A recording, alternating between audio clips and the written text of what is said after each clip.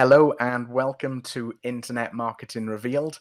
My guest today is Garry Baker. He's an experienced affiliate marketer from the USA.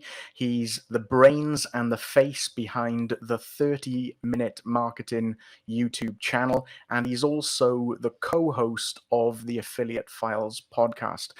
So I'm sure in today's episode, he's going to be sharing a lot of good stuff on all things affiliate marketing, YouTube marketing, and also podcasting as well. So I'm looking forward to getting some really good advice and tips from Garry today.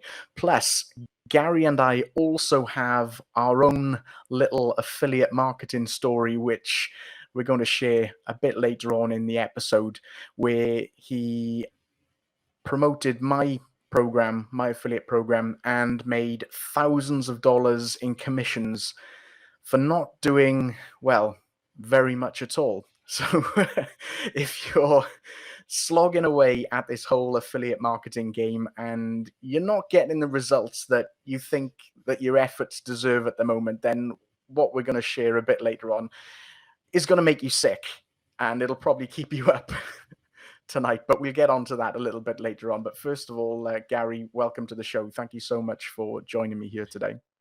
Hey, David, I appreciate it. It's good to be here. It's going to be a lot of fun. I hope so.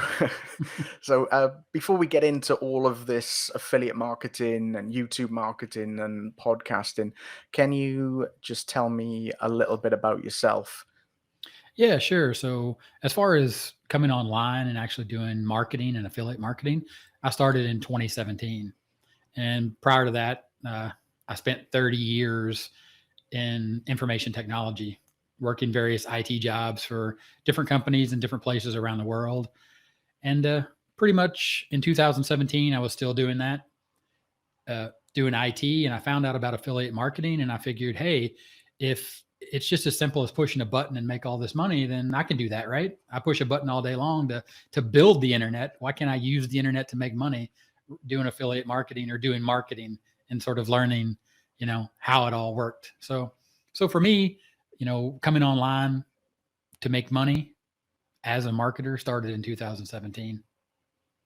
Okay, so what were you doing in the IT world prior to that? Because you said you were working that for a long time. Yeah, so straight out of high school, I joined the United States Air Force, and basically that's the skill they taught me.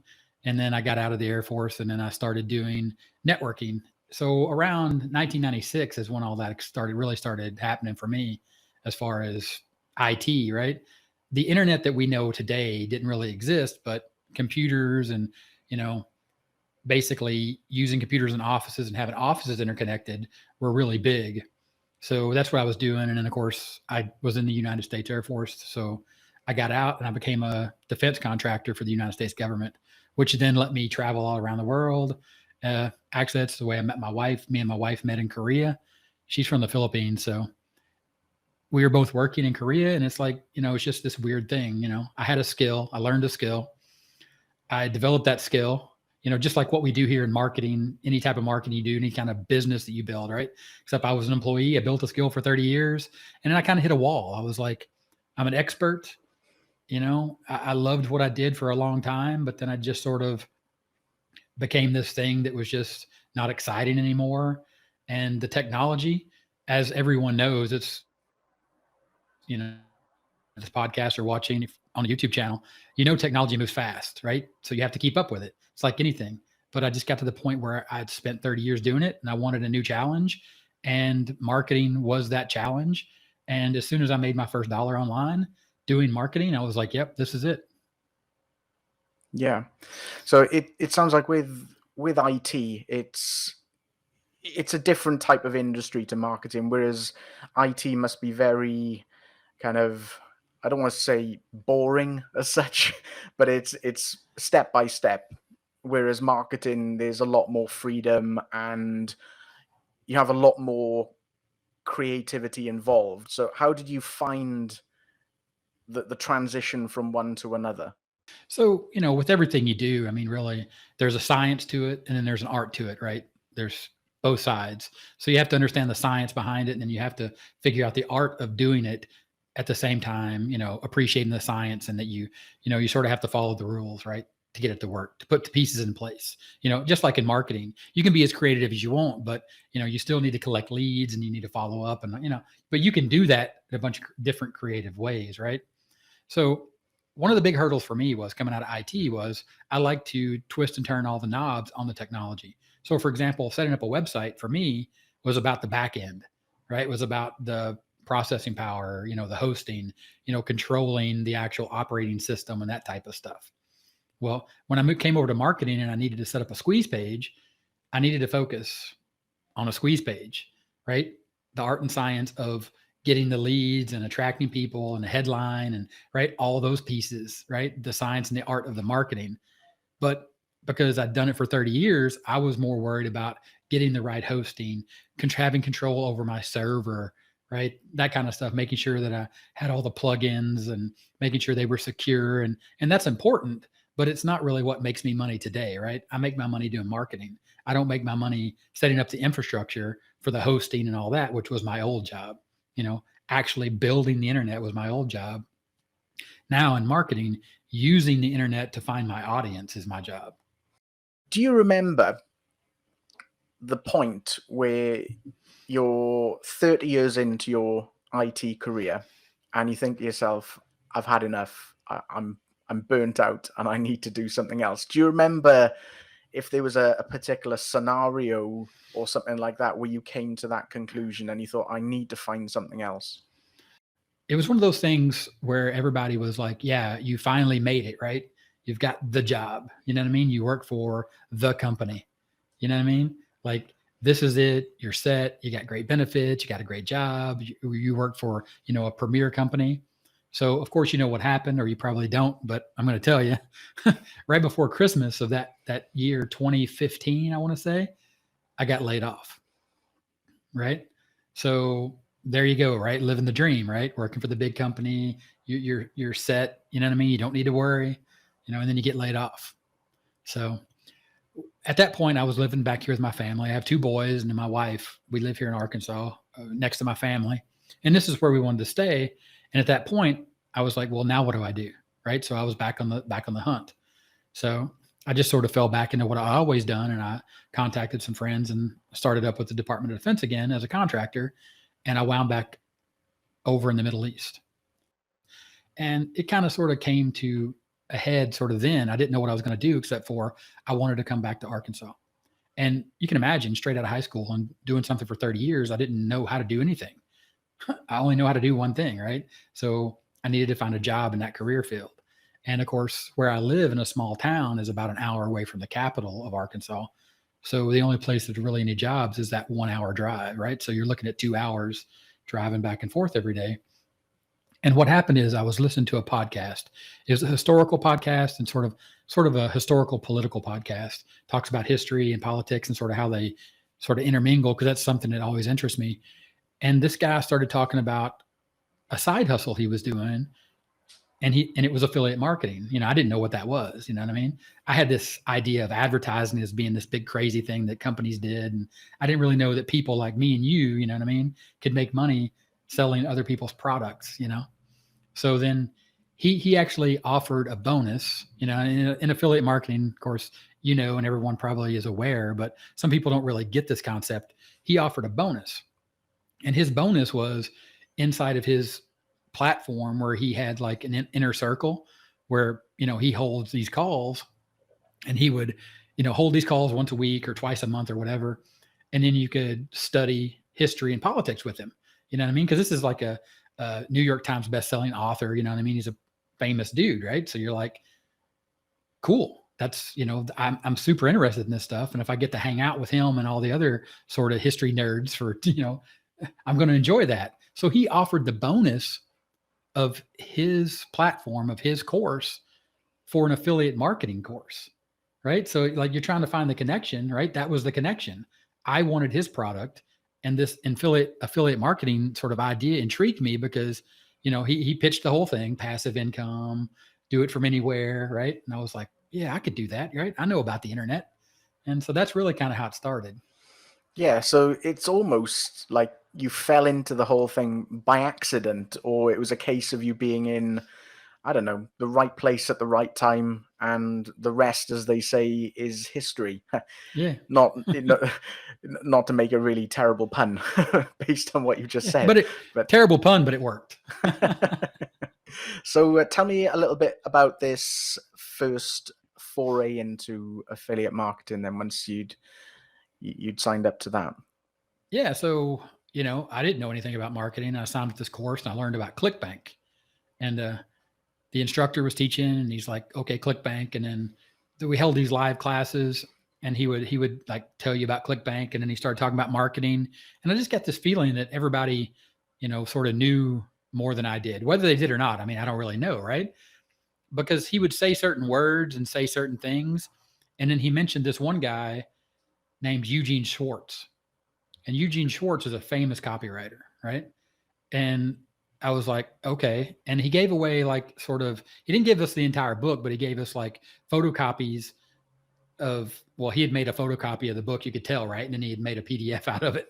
And he gave us like these like snippets out of these chapters. And he's like, read these, right? Because the book, like Breakthrough Advertising, the book is hundreds of dollars for an original copy. And if you buy like the reprint, it's still like $200, which I have a copy of. And I've read it a bunch of times. And it's actually 30-minute marketing is actually named for a process that Eugene Schwartz used where he would set a timer for 33 minutes and 33 seconds, right? Like a tomato timer or the Pomodoro technique. It's like a modified version of that.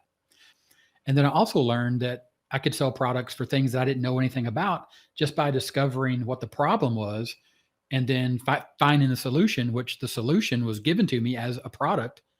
And I would just get my affiliate link and then plug that affiliate link in as the solution to the problem. And all I had to do was present the problem and then present the solution, which was my link. And I was just like mind blown, right? I was like, this is the simplest thing ever.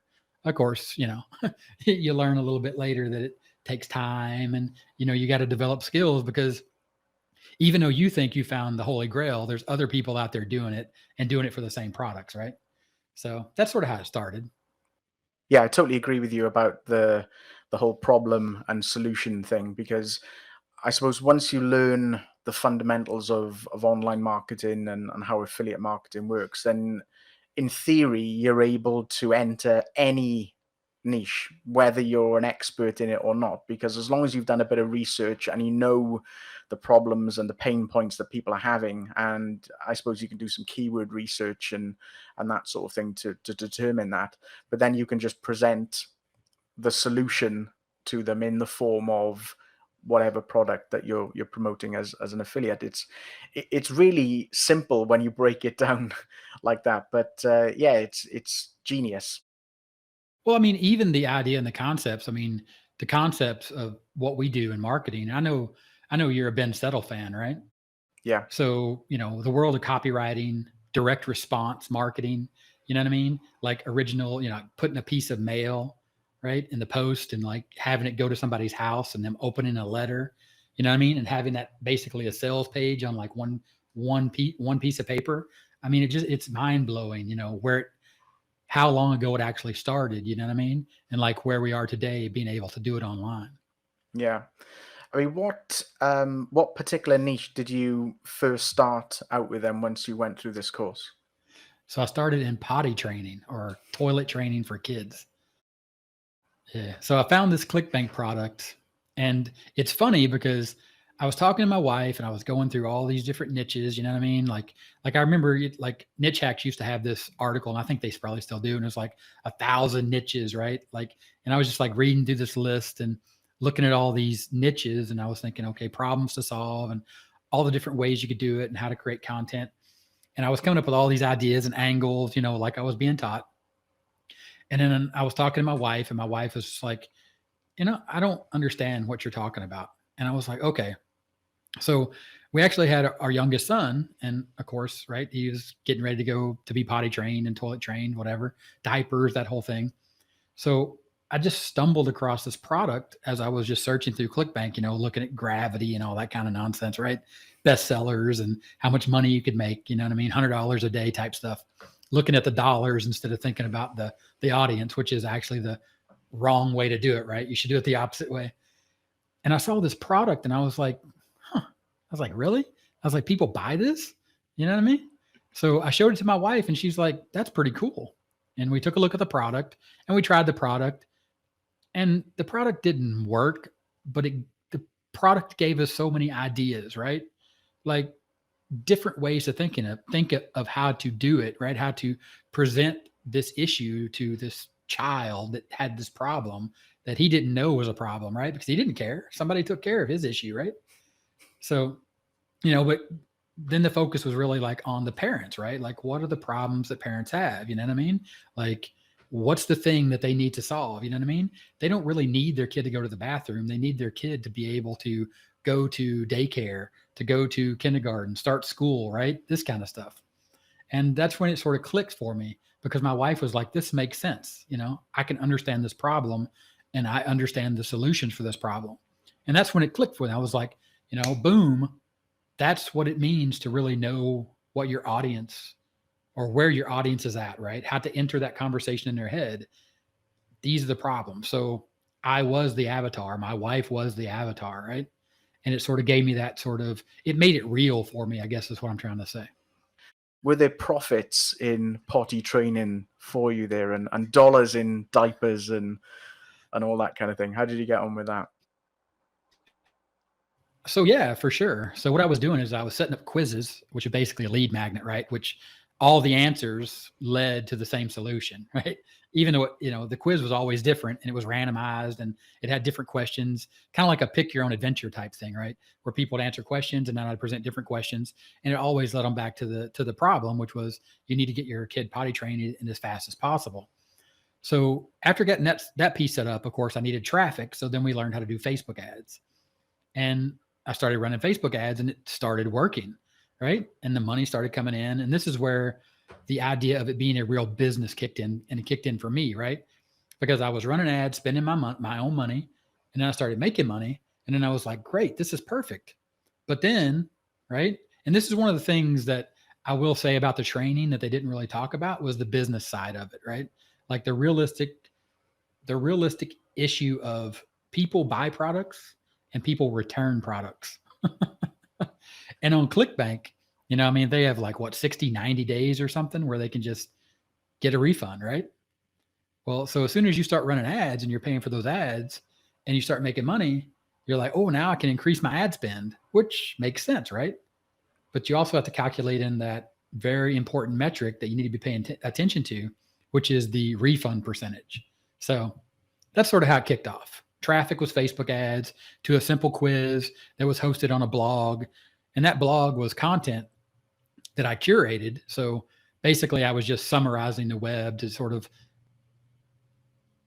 really just put it, to say what it was I was making it look like a real blog, but I wasn't trying to create actual content that would rank like SEO or whatever, because I was driving paid traffic to it. But I created a brand. And then, when they landed there, no matter what article they clicked on, it all led them back to the same affiliate product. You know what I mean? Yeah. So it sounds like even though maybe you didn't set it up as a traditional blog as such, it still sounds like you were putting quite a bit of time and effort into it to make it look like a legitimate blog for the purposes of sending the paid traffic to. So was it the paid traffic then that was the roadblock, or the thing that eventually stopped you from doing that particular opportunity? Yeah. So, I made it work, but then it became an issue for me it felt a lot like my old job. I was creating these ads. I was setting them up, and then I was looking at numbers. So I was logging into Facebook, log into the business manager, opening up the ads, looking at the numbers. Okay, what metrics do I need to look at? So performance, right? So like in the old day, like in IT, my old days, my old job, right? So basically every day I would look at performance and I would say, okay, these links or these systems are performing at a certain level. Okay. Well, when they get to reach a certain level, you have to start thinking about replacing them. So then you have to start thinking about budgeting and how you're going to replace it. And then you have to start talking to the money people to get the money to replace it. So basically upgrades, right? Upgrade the infrastructure, upgrade the technology. And it just sort of felt like that. And I just was like, I'm not interested in potty training, right? So this isn't going to become like a big authority thing for me, right? Where I like become the face of like toilet training. You know what I mean? And of course, as I was doing this, I was learning more about direct response, Ben Settle and email marketing, and sort of this idea of, niche marketing using, and I wasn't using my own name. I was using a pen name, right? So I created this pen name and then I sort of went down that trail. And I was like, okay, well, I'm just going to do the same thing, but I'm going to do it for other micro sort of niche sites, right? And then I was like, well, I know how to make this work, and it's really simple. And then I sort of got to looking around, and I stumbled across the make money online space where people would sell products, information products, like the one I had purchased, which was this massive course, which still today I actually go back to it every once in a while to look at some of the old information in there about copywriting from the person that I took it from. It's actually Mark Lang from Affilorama. I still go back and I reference that course because he had some famous people at the time, which are big names now, teaching the courses. And I was like, this is great information, but it's just, there's so much, right? Like, what if I just pulled out one piece, right? And taught that one piece to people, and then, look at the numbers. You know what I mean? I'm selling a $30 product, and then look at the refund rate, you know what I mean? Running these ads. Then I was like, in the make money online space. And the real thing I came to love was the marketing aspect, the marketing angle of the whole thing, right? And I was like, well, I can pull out this one piece which was the quizzes and the paid traffic, and also being able to do it for free with like a Facebook page and sort of this organic marketing idea, because I like that angle too, right? Because who doesn't like free traffic, right? And so I was like, well, I'm going to teach this. So then I found the Make Money Online space, JV Zoo, Warrior Plus.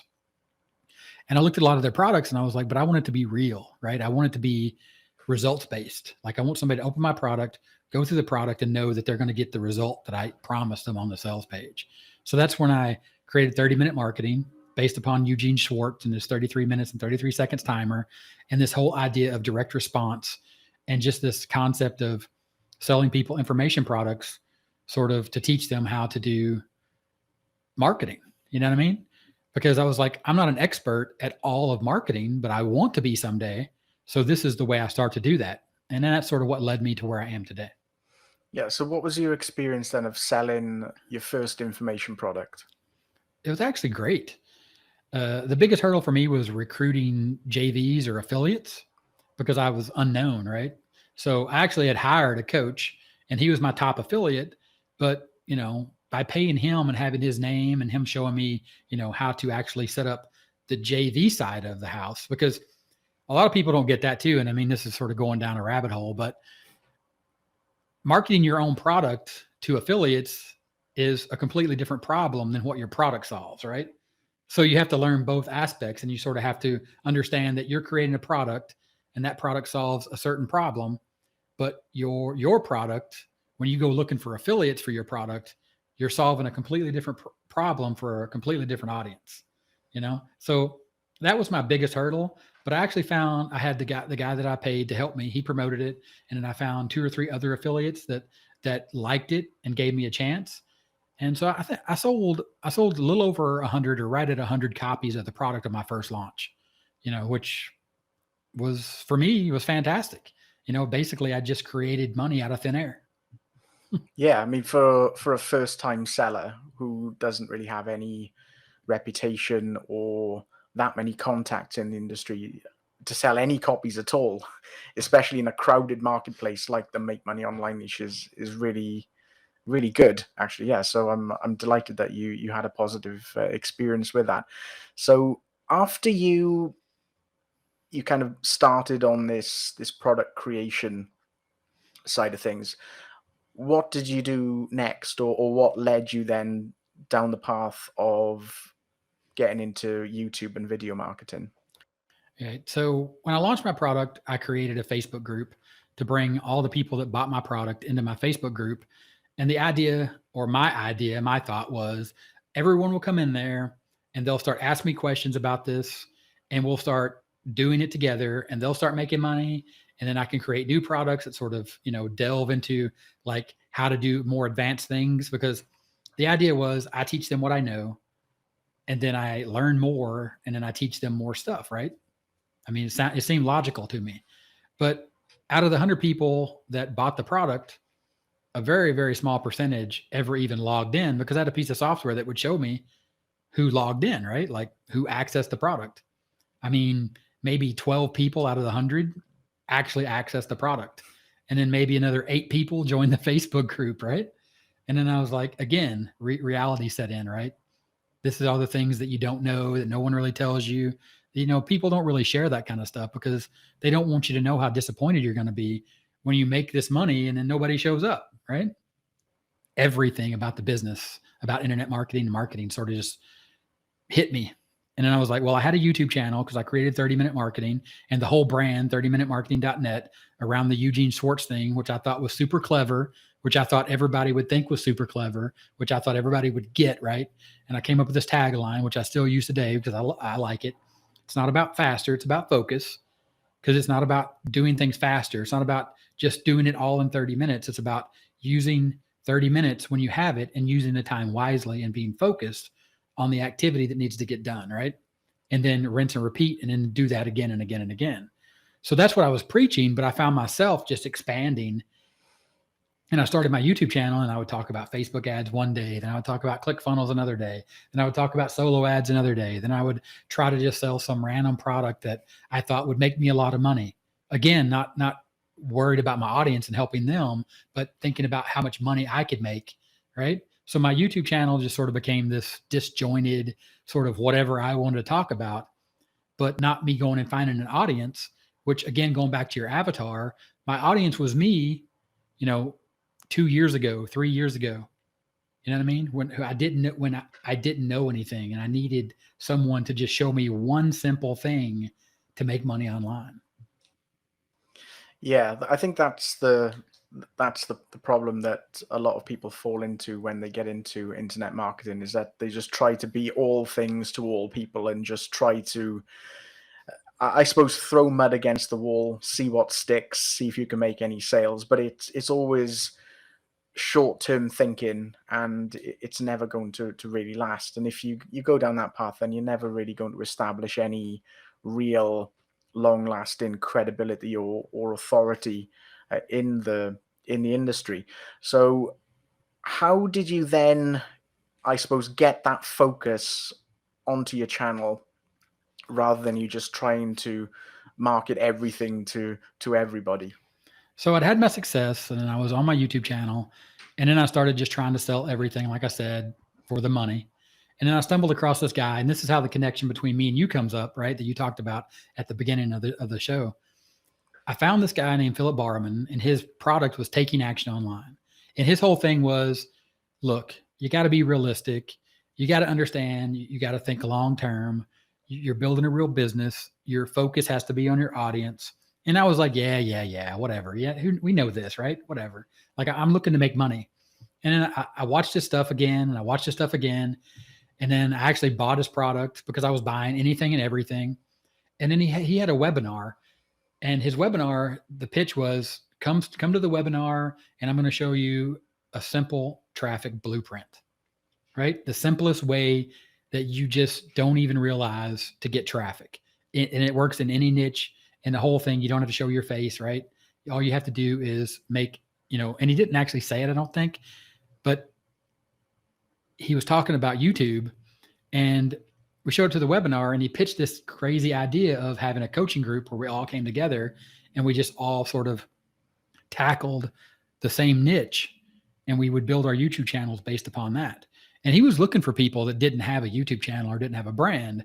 So I reached out to him and I said, hey, I want to join this because I like your idea. I like the idea of having a group, a place for accountability, and for me to really stay focused and create that focused content on my channel, and to recommend your product, because he was going to let us promote his product, Taking Action Online, and be exclusive and promote it, as members of his coaching. And I was like, this is perfect. This is what I want to do, but I want to use my brand that I already have. And he looked at my brand and he was like, okay, you can keep it, but you got to follow the plan. You got to say, okay. And you got to follow what we're doing. And I said, okay. And then that's where I am right now. Yeah. So that's great that you were able to make that connection with Philip. I mean, when I'd first connected with him as well, I had no idea who he was because he's based in the UK like myself, and I thought, well, I've been in the industry for a little while. I know the names and the faces of people who were quite successful, but I hadn't come across him before. But I'm really glad that I did, and I'm glad that he reached out to me on Facebook because he'd either seen or heard of the program that I'd created, the Walk Away organic marketing training program, and I think at that point you'd already joined that as well. I think you joined that through somebody else, and yeah, so Philip and I we got chatting, and he was keen to get involved with it, but he wanted to sign up under your affiliate link. He wanted to have that connection with you, and I thought, yeah, that's absolutely fine, no problem at all. So he set up maybe a trial run to promote it as an affiliate, and I think he made 5 or 6 sales or something like that, and I was delighted with that. And about a week later or so, he said that he was going to run a webinar to his audience. This was going to be the full run this time rather than the test. I thought, okay, great. So maybe I'll get a few more sales out of that. Maybe no huge expectation, and I severely underestimated what he was capable of doing, because over a period of a couple of days, he made, I think it was about 80 sales or something of the program. Is a ridiculous number. I remember when he said that he'd run it, that I was just clicking like refresh in my Gmail account, and you could just see these sales just coming in one after the other. It was absolutely unreal, totally unexpected as well.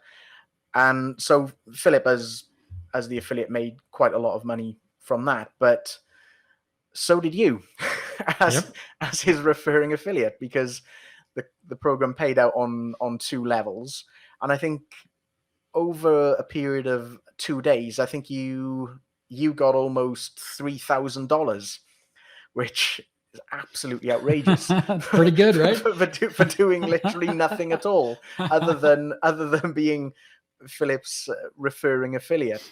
So, which is why I wanted to say that at the start of the episode today, that anybody who's been slogging away at affiliate marketing for any period of time and maybe isn't getting the results that they want, that's going to make you sick, because you made the equivalent of a month's salary. Well, certainly in my part of the UK, in South Wales, $3,000 isn't too shabby at all as a monthly salary.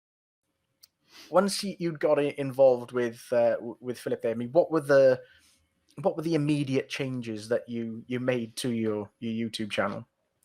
So my immediate change was to, again, focus, and then what we say, focus and then rinse and repeat. So focus on the problem that I'm trying to solve, and generate one type of content on my channel that was focused on helping a specific group of people figure out how to solve their problem, and then be consistent in that content to give YouTube and the audience that YouTube was going to go find me a chance to realize that this is what my channel was about, that they could rely on my channel and me to answer their questions about this topic, right?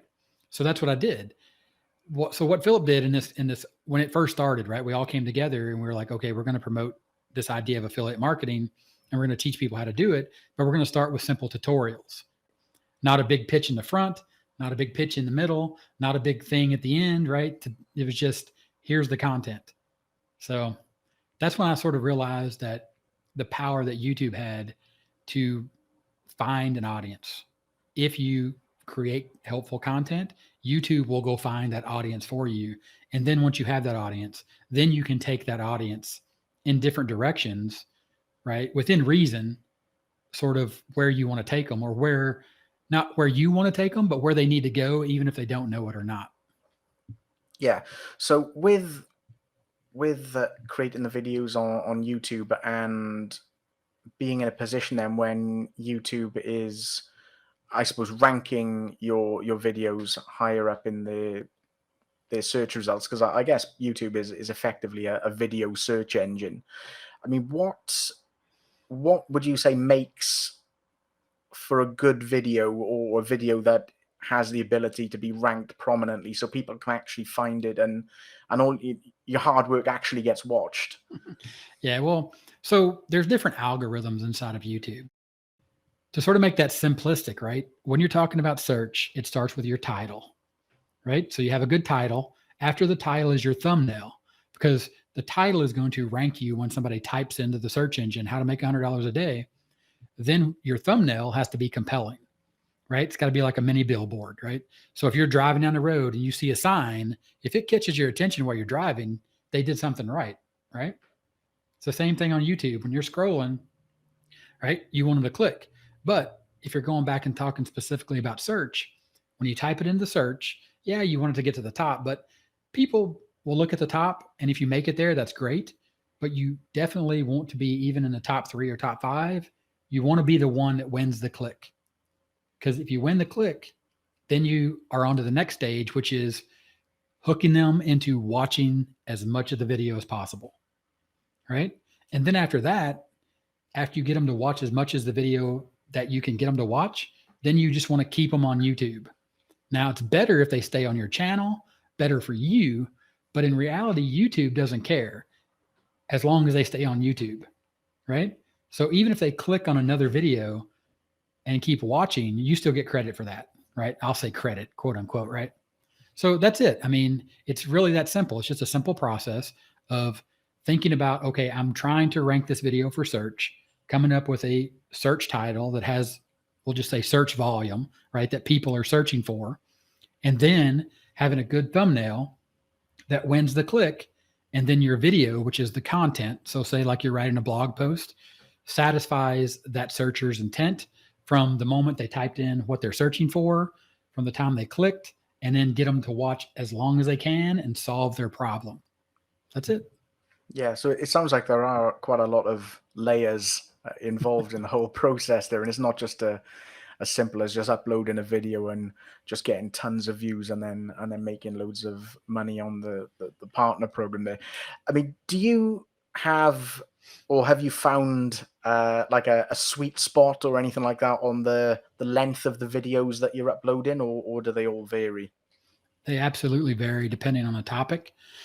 So, for example, 30-minute marketing. If you go to 30-minute marketing, you'll see some of my quick tutorials, which are just that, quick tutorials. I have tutorials that are 2.5 minutes, just simply because it's just a tutorial on a very specific feature. For example, how to redirect a squeeze page or how to add a timer, right? Then I have some review videos that are 30 minutes in length because I'm deep diving into the product. You know what I mean? And it's like, this is what the product does. This is, everything you need to know about the product before you invest in it, or before I make the recommendation that you don't invest in it. Because I'll spend 30 minutes on a review video, even if I don't recommend the product, because that's why my audience is coming to my channel, because they trust that I'm going to tell them the good and the bad and the ugly of that product, right? So if I can do that in 5 minutes, great, right? Better for me, better for my audience. But if it takes me 30 minutes to get to the heart of what is wrong with this product, or what's right with this product, then it takes 30 minutes. Yeah. Okay. Yeah. So that makes a lot of sense, and that you're as detailed as you need to be.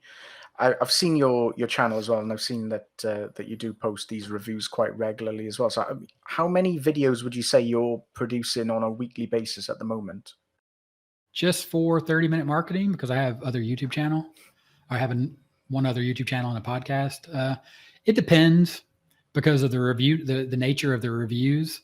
Those pop up, and I can sort of schedule those. But sometimes I'll schedule maybe 2 a week, because then I also want to put in, something of value, something where I'm teaching people, a solid strategy, where I'm recommending, the actual product that I recommend for everyone, which is taking action online. So I want to teach people, because really that's the heart of my channel. My channel is a marketing channel. I want to teach you how to do marketing. And I want to show you that getting started with affiliate marketing is the quickest and the simplest way to get started and get you up and running, right, to make money online. But I also want to do those product reviews because I know that once you Google how to make money online, you're going to fall into sort of this trap of these push button systems. You know what I mean? And they're just not realistic. You know what I mean? Now, don't get me wrong. Some of the products that I review on these same marketplaces are fantastic and they're a fantastic value. You know what I mean? Like the other day, I reviewed a product for $7 and I recommended everyone buy the product, even though inside the product, there was some stuff I didn't agree with. And they were promoting some stuff that I was like, please ignore this because don't get caught up in this system. And then I explained why not to get caught up in that system. I said, your focus here is to spend $7, watch this video and this video, take that information and take action on it, and then ignore the rest, right? You know what I mean? So again, to answer your question, how many videos? Probably at least 3 videos a week right now. Yeah. Okay, so I think the thing that has put me off from going down the video marketing route in the past is possibly the time aspect involved, or what I think is the time aspect involved. And if you're creating several videos a week, if some of them are going on for half an hour at a time, and then you've got the other side of it as well, like the editing and the designing of the thumbnail, maybe doing some SEO research, keyword research, it sounds like it's a lot of work. But do you have any tips or anything like that which could help people who might want to get into video marketing a bit more? Maybe somebody like me, and how you can make things maybe as time efficient as possible. Yeah. So, I mean, really, it just comes down to process. So, step 1, step 2, step 3, and then repeat that process the next time you do it and try not to vary, even to the point where you don't necessarily just script out everything, but you need to have maybe 3 questions that you're going to ask, right? So, for example, if you're doing a product review, right? Is this strategy legit? Is it honest? Is it practical? Can you trust the vendor? Is this strategy going to help you or hurt you? So you have 3 questions right there. So you answer those 3 questions in every video, right? So you know that you need to answer those 3 questions. Now you can add a 4th one if something pops up and it's just something off the wall, but you know that you're going to hit those 3 topics no matter what, right? So that's sort of going to give you that framework. You know what I mean? So that's content as far as the content of doing a review video, right? And then at that point, you wrap it up and you give your opinion, and then you just move on. Because the editing, like you said, that could take you, depending on the product, because first and foremost, you have to buy the product or get review access to the product. Then you have to watch the entire product, right? You have to look at the training. You have to use the product. Then you have to say, okay, I used it, or I at least looked at it and I don't trust the strategy because X, Y, and Z, right? So yeah, that's going to take you time to shoot. And if you shoot a 30-minute video, that's an hour of editing, right? Depending on your editing skills, right? And of course, now that's going to speed up as you do it. And of course, there are some people that outsource all that kind of stuff, but I mean, that's an advanced thing, right? Like that's a whole nother process that you'd have to set up. So to go back, I would say create a process. The first step is to understand what your content is going to be about, right? So if it's a review video, have a process for step 1. I got a review video. The keyword and SEO research for that is just the title of the product and the keyword review, right? So that's done and dusted every time, right? Step 1. And then the next one is having those 3 questions, going through the product, and then answer those 3 questions, record it, and then edit it.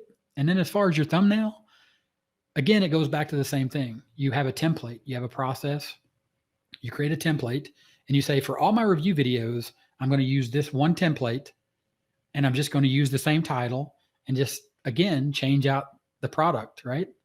The name of the product and honest review, real review, or, review plus bonus if you're giving away a bonus. But, you don't need to vary it too much, because at that point, that content is not really evergreen, and you're not really relying so much on the search algorithm, which you will at first, right? Because if your channel is brand new, you need to definitely use search, because that's how everybody needs to get found, right? But once you get found, then you'll be relying on the browse and suggested algorithms, and YouTube will start doing that for you.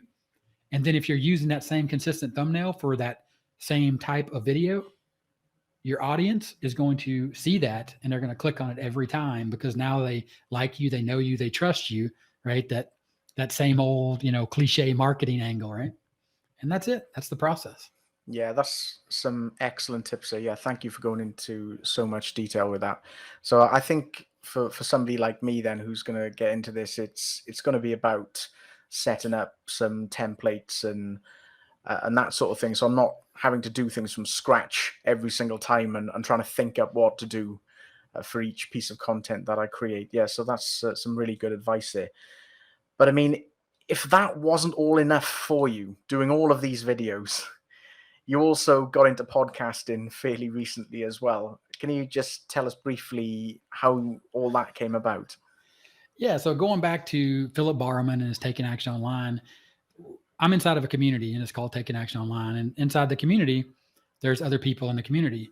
And then subsets of the community, sort of different levels is what we call the Digital Nomad Group, which is Philip's coaching. And I'm a member of that coaching. And then Ken Furukawa over at Ken Furukawa Marketing is also a member of that. And, you just build relationships with people as you work with them, So we were just sort of talking and we were like, we just need to get together. Or actually, let me back that up and say the way it actually started was we were talking about what type of content we want to create on our channel. And Ken was doing this, what do you call it? He called it the grind, where he would just come on his YouTube channel and he would say, look, this is the grind. Every day you have to show up and you have to do this and you have to do this. And he's like, this is the true way to build a business. And I was watching those and I got to ask him, I'm like, I like that. I like that, that concept where you just are telling the truth on your YouTube channel. You know what I mean? Like about the business. And it just sort of went from there and we started talking. And then we were talking one day and we're like, yeah, we should create another YouTube channel or we should be guests on each other's YouTube channels. But then we were like, and going back to that concept of, helping your audience and what your YouTube channel is about and sort of steering them where you want to steer them. We didn't really want to disturb the balance of where our YouTube channels were at the time. Right. And inviting a guest onto your YouTube channel, that always is a little weird or, you know what I mean? Because people don't know him. And then now I'm like, you sort of divide my audience maybe or whatever. And there's just a whole different thing of that. So we were like, let's just do a new YouTube channel. And then we're like, we already have YouTube channels. Let's tackle another medium. You know what I mean? Let's go do something that nobody else is doing here in the group. And we're like, let's do a podcast. So we're like, okay. And I'm like, well, how do you do a podcast? And Ken's like, how do you do a podcast? Right. So we just started talking about it and come to find out it's really not that hard. It's really the same process as what we're doing here. Right. We're just talking to each other and then we just strip out the audio and upload it and right. Bob's your uncle. It's a podcast. What do you enjoy the most about the podcast that you're doing at the moment?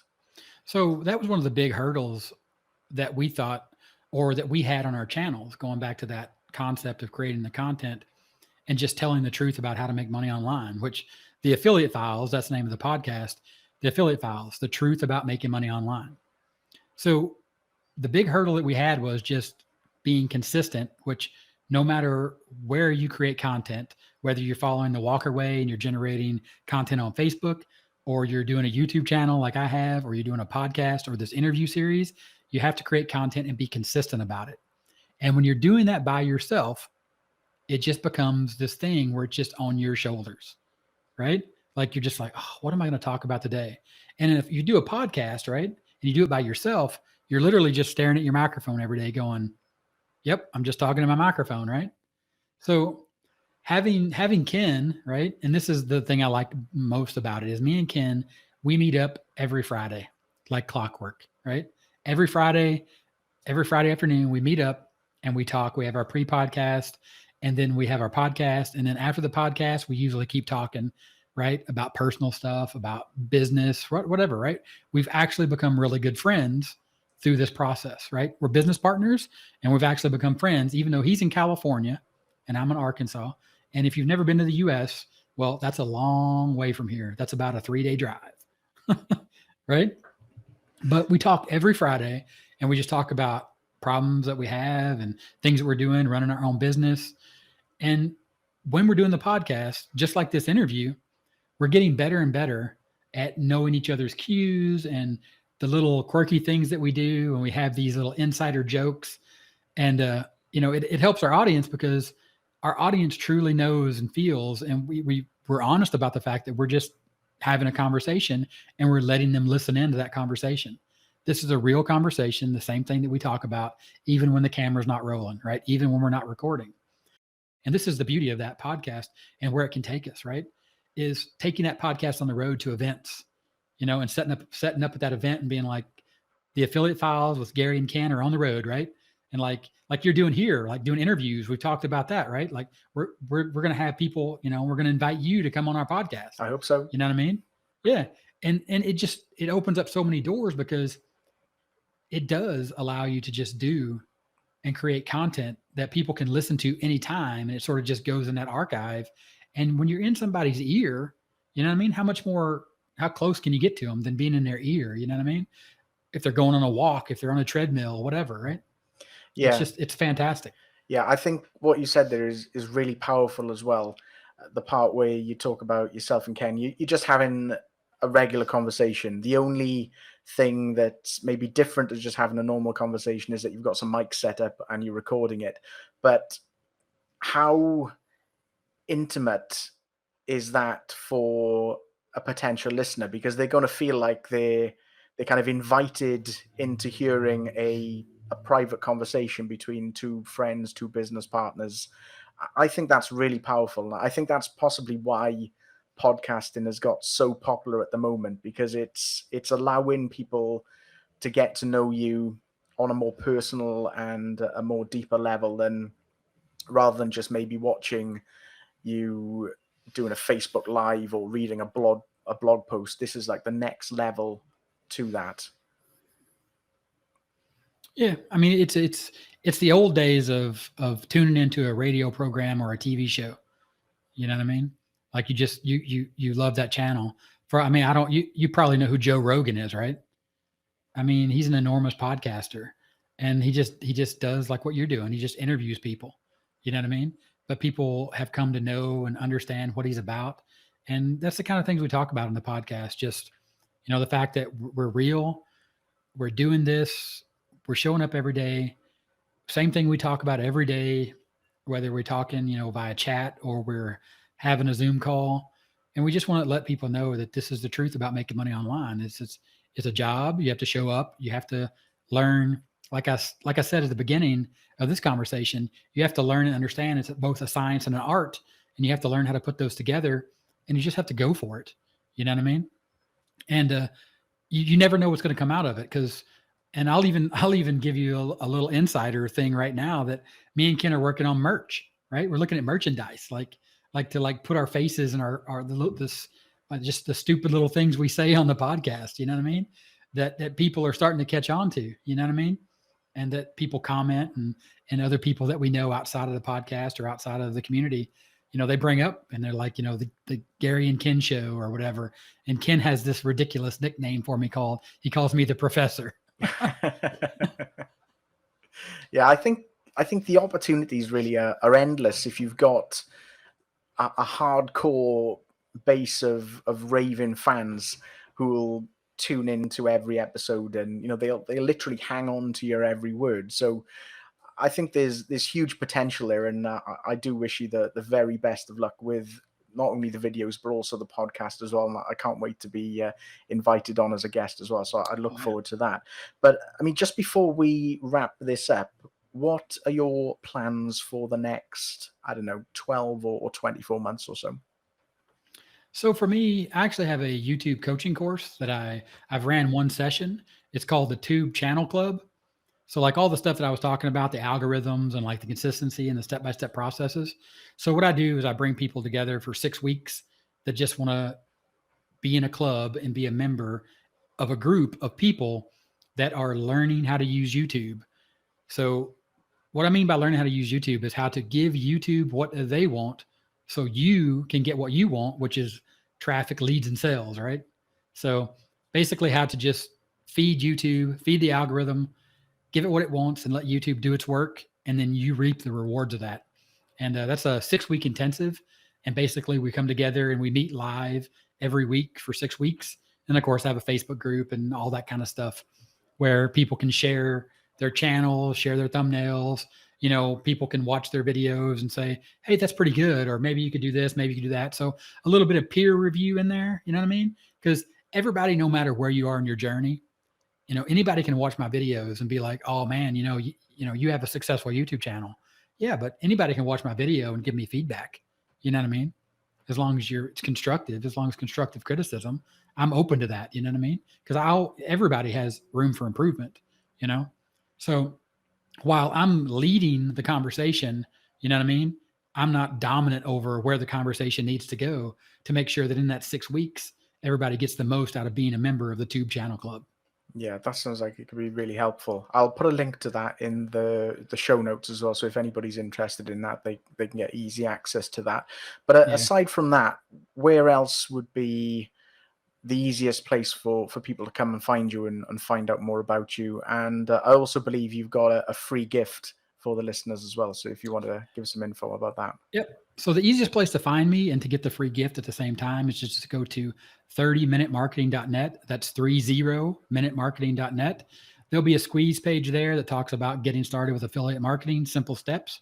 Put in your email address, hit submit, you know the drill.